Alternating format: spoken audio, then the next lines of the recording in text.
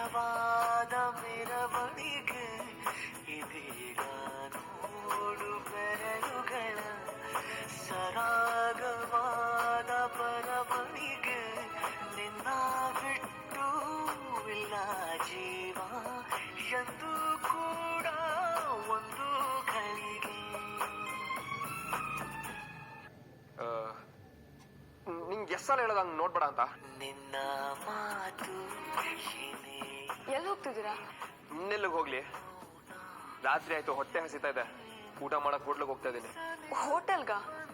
ನಮ್ ಮನೇಲೆ ಅಡ್ಗೆ ಮಾಡಿದೀನಿ ಅಂತ ಕಾಲಲ್ಲಿ ಹೇಳಿದ್ನಲ್ಲ. ಮನೆಯಲ್ಲ? ಅಯ್ಯೋ ಬೇಡಮ್ಮ, ನಿನ್ನೆ ಅಡ್ಗೆ ಮಾಡ್ತೀನಿ ಅಂತ ಎಲ್ಲ ಸಿಟ್ಟಿದ್ಯಲ್ಲ, ನೀನ್ ಮಾಡಿರೋ ಅಡ್ಗೆ ನಾನ್ ತಿನ್ನಲ್ಲ. ಇಲ್ಲ ಇಲ್ಲ, ಇವತ್ತು ಆ ಥರ ಎಲ್ಲ ಏನೂ ಆಗಲ್ಲ. ನಿಮ್ಗೆ ಇಷ್ಟ ಅಂತ ಚಿಕನ್ ಮಾಡಿದೀನಿ.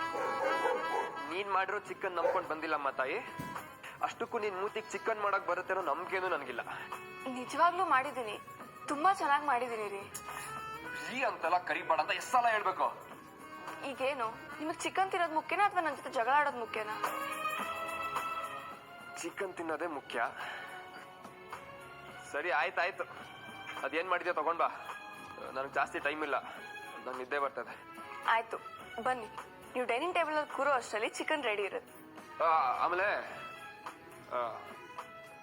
ಹೂ ತೆಗೆದ್ಬಿಡು. ಯಾಕೆ? ಅದೇ ಅನ್ಸುತ್ತೆ ತಲೆ ಕೆಡಿಸ್ತಿರೋದು.